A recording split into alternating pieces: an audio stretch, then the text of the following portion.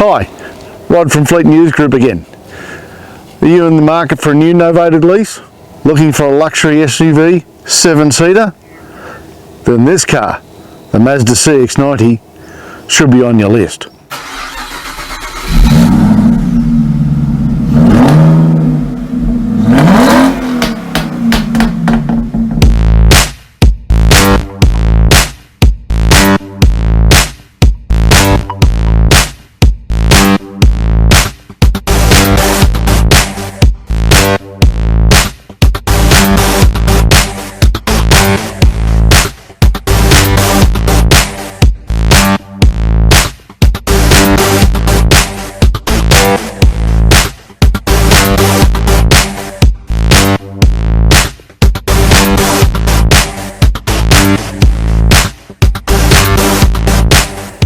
And remember, if you like these videos, hit that like button down below, as well as the subscribe button and the notification button.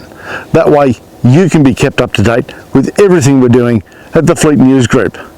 Go on, give that like button a bit of a tickle. You know you want to.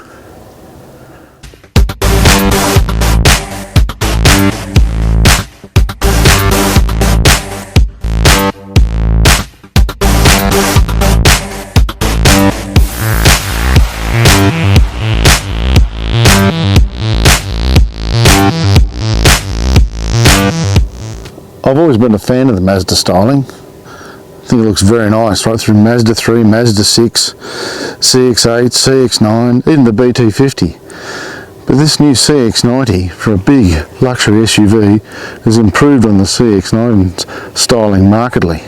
This is the Azami, the top of the line model here. Lovely chrome accents in place here. Looking around, it's got those huge 21-inch wheels there. Massive. Suits a big car like this. Nice, long, elegant bonnet. And that's one thing about the Mazda that I really think stands out. It is elegant in how it looks.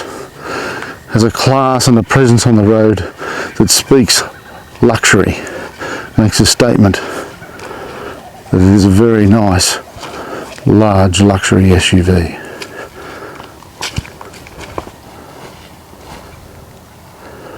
I think it looks very nice indeed.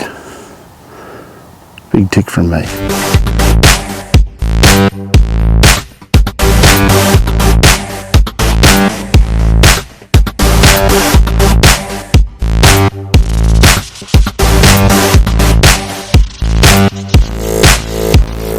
Well, what's under the bonnet of the CX-90? There's a choice of two motors, a diesel or this one, the 3.3 litre 6-cylinder petrol turbo motor. It's a double overhead cam 24 valve engine, and it has a 48 volt mild hybrid boost as well. 254 kilowatts of power and 500 newton meters of torque. 0 to 100 time Mazda list for this car is at 6.9 seconds. It runs through an 8-speed transmission, all-wheel drive system, and the fuel economy is listed by Mazda on the combined cycle at 8.2 litres per 100 k's. Pretty good numbers for a very large SUV, very modern and comfortable SUV, but it has a motor to give you that performance when you need it. It's a good package.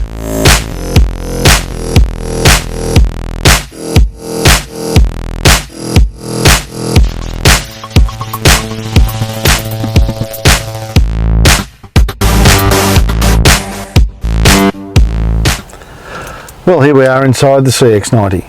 Very nice environment. Leather everything. Steering wheel, the seats are all leather, the console top's leather. It's nice soft touches on the dashboard, on the door trims, the armrests. Very nice indeed. The twin opening console either side makes it easy to get stuff in and out. We've got the nice birch finished console, center console here. One little button open, there's where the cup holders live. We'll test them in a moment. We've got wireless Apple CarPlay in this car and wireless charging. I've got my phone in there at the moment. There's also down here a nice little 12 volt access point if you need that as well, maybe for a dash cam or the like. We've got push buttons for the controls, for temperature and fan control, pretty easy to use. wind up the fan when you want it, or back down accordingly. It is the MZD Connect system here for the large infotainment screen that dominates the centre of the dashboard here. I've got it up using Apple CarPlay at the moment, but you have to use the controller to move it around the different positions on the screen. You can't go stabbing on it because it's not a touchscreen. That said, it gets quite intuitive, this particular design, once you get used to it, and it's a better idea doing that, knowing how many clicks and things to move it around, pushing the centre button as need be, rather than taking your eyes off the road. Speaking of which, I know you can't see at the moment, but there is a large heads-up display right in front of me in the windscreen telling me the speed limit, and I'm currently doing 0 kilometres an hour, which you'd hope considering I'm sitting here with the motor off. But it is a very nice place to be. Full digital instruments, all good. The cup holder test, let's have a look. We opened it up, find my little cup here, my big ass coffee cup. Fits in nice and easy. Just pick it up, put it back down, holds it in place. We've also got some nice large door bins for your water flask. Just snip him down there out of the way, within easy reach if you want it. It's quite nice. Well, here I am now in the second row seats, and I've got absolutely heaps of room back here. Good headroom, great leg room. The driver's seat is in my driving position. I haven't moved it at all. Heaps of tow room, leg room, lots of space. The back of the second row seats here actually can be adjusted for a recline, so there's third row seats down at the moment, so you can recline a little bit more to make it more comfortable. If you have adults in the back there, you might want to bring it up a little bit more to make a bit more space for them, but it is very nice. Got some map pockets here in both seats. We've got our own ventilation controls down here in the back, plus the seat heaters for the outboard seats in the back are located down here. Interestingly, Mazda's converted over to USB-C ports only, so there's only USB-Cs in the back, no USB-As. We've got our nice leather seats here, matching the trim in the front obviously, and then the fold-up armrest out of the way when you don't need it. Not that you can see it at the moment, but looking here from the rear seat, I do think you get a better view of the panoramic glass roof and the opening sunroof there as well than the passengers in the front do. It's really nice sitting back here. Oh, and if you've got littlies in the back, you've got the shade here, which can just come down if you don't need it. Well, here I am now in the third row seat, right in the back. There's not a bad amount of room here. It's good. It's only for 2 people in the back here, this being a 7-seater, not an 8-seater. Got a fair bit of space, some headroom. My knees are up quite high obviously because it's sitting down flat here in the back. Don't have a great deal of room to manoeuvre around. I've got another adult in the back here. It'd be fine for short trips, but I'd really wonder how we go in the longer run. But it's quite good. There's a couple of big cup holders here as well, and there's a little vent down here for airflow coming into the back. It's not bad at all. One of the most comfortable third rows I've sat in for a long time.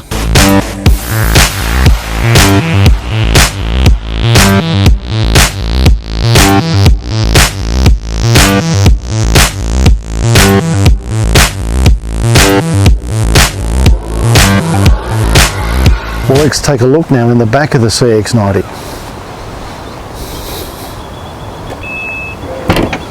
Power tailgate, of course. And now with the third row seat up, there's a total of 257 litres capacity in here. It only takes a moment, unless someone's sitting in it, to lower the seats down. And there's now 608 litres capacity with the third row seat folded down. But what's underneath here?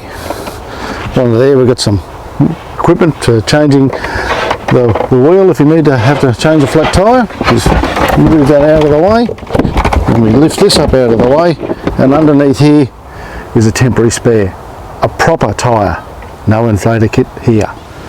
And now we've folded down the second row seat as well. There's 2,025 litres capacity. I'll do if you're trying to move stuff about, or if you've been to the shops, you know what I mean, and just bought too much stuff again.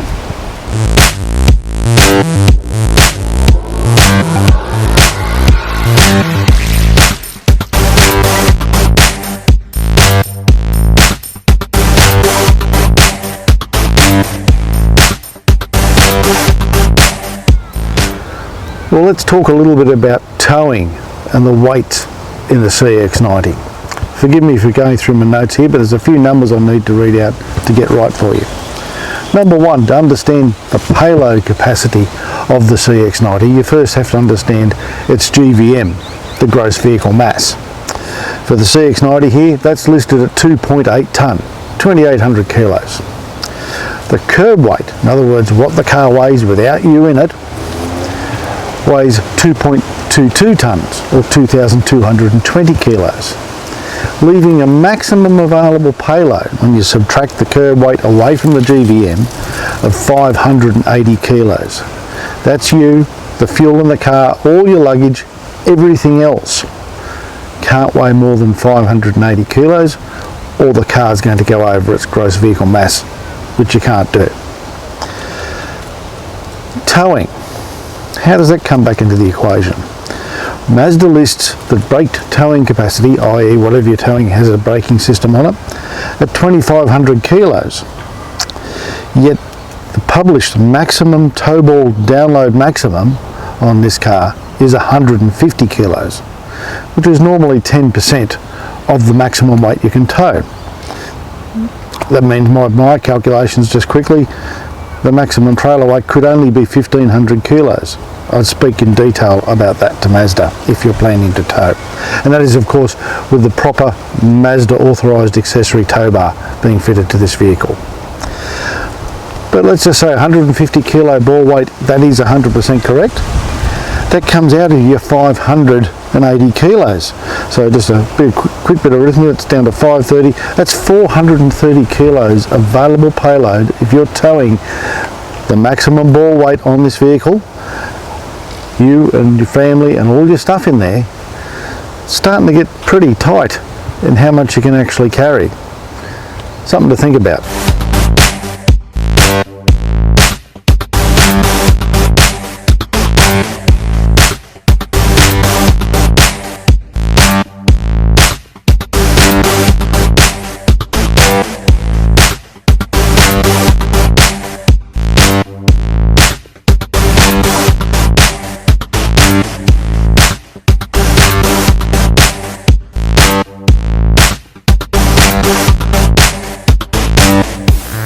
CX-90, what's it like to drive? It's very nice. It's kind of like driving your lounge room around in one respect. Leather everything, soft touch surfaces absolutely everywhere, nice leather seats, heated in the outboard rears as well. Very, very nice. Room for 7, being a 7-seat SUV, and it's comfortable to drive around. The 6-cylinder turbo with the mild hybrid engine, very responsive and very nice. And you might notice at the moment it's very quiet in here because the motor's not turning. It has Mazda's I-stop function, and as soon as I pulled up it stopped as well. So when we take off again, like now, just touch the gas and it comes back to life. It's quite responsive for such a big car. It does get up and go really well when you want it to. Just put your foot down and she just surges away. It's got 3 modes on the transmission. Normal, which I'm in at the moment, Sport, which livens it up even more and makes it more responsive, and an off-road functionality, because this is an all-wheel drive. Speed camera ahead. And tells you that as well. So I better behave myself here and make sure I don't get any love letters from the constabulary. We don't want that. But the off-road function, when you do take it off-road, helps the traction. It switches all the modes around and puts the traction to the wheels that actually have it and can actually move you forward. It is not a 4-wheel drive, and I wouldn't be taking this thing on the beach by any means. It doesn't have the ground clearance to do that. But in terms of helping in slippery conditions when off on dirt road surfaces or wet or snowy roads, mud, or even a bit of light sand, it'll serve you well. It just makes it easier to drive. And that's the thing I've found about this particular car. It is just easy to drive. You know, like cars where you just get in, push the start button and go, and it does all the thinking for you. this is very much one of those vehicles. It has all the safety systems, adaptive cruise, autonomous emergency braking, lane keep assist, lane departure warning, rear cross traffic alert in the rear camera. It has a forward facing camera. It has a 360 degree camera that's a transparent image that comes up on the big 12.3 inch infotainment screen. And you can actually see which way the steering wheels are pointing. When you turn the wheel, you see the little pictures of the tyres move, and it gives all the sensors all around the car to make sure you don't bump into anything in the car park, because you can't see over the particular corner of the car at the time.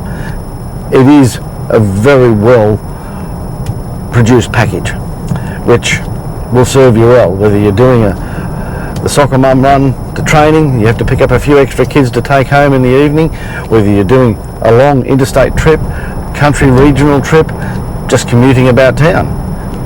The CX-90 will do it all comfortably and very, very capably as well. I think it's a good car. So if you're looking for a large luxury SUV for your next novated lease, this one should be pretty much near the top of your list to consider. It's not the cheapest one by far. It's over $100,000, this model I'm sitting in at the moment, which is the Azami, the top of the line. Hence all the bells and whistles, the beautiful panoramic glass roof, which opens up as well. It's also got the large screens, full digital instruments. It's got absolutely everything going for it, and makes it quite a nice vehicle to be in at all times. So there's that, something to consider.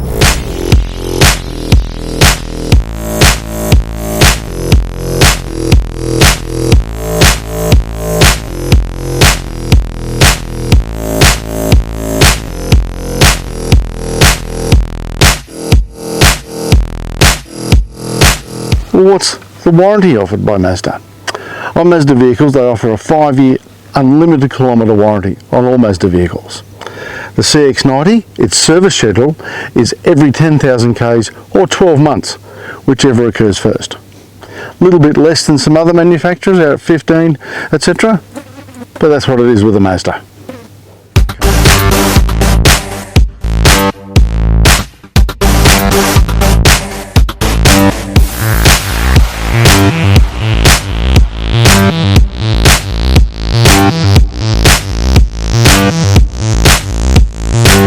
Well, as they say, what's the price, son?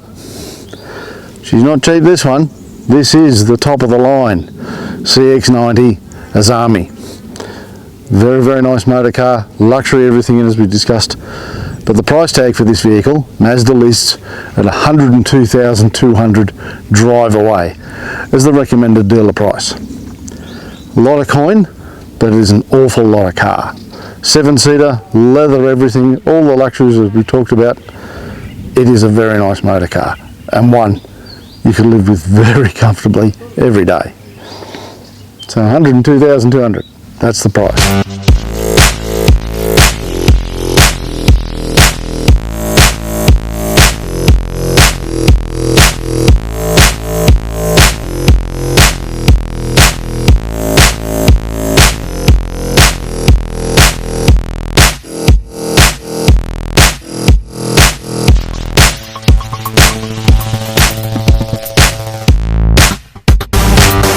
Looking for a luxury SUV? The Mazda CX-90 might be just the vehicle for you. Luxury SUV, beautiful to drive on the open road, comfortable, quiet, everything you want, and room for up to 7. It's a very elegant looking vehicle, and it's one, if you're looking for a luxury SUV for your next novated lease, this vehicle should be near the top of your list to consider. If you like these videos, please remember to hit that like button down below, as well as the subscribe button and the notification bell. That way you can be kept up to date with everything we're doing here at the Fleet News Group. I'm Rod, thank you very much for watching, and I'll just conclude by saying enjoy the rest of your day. I'll catch you next time.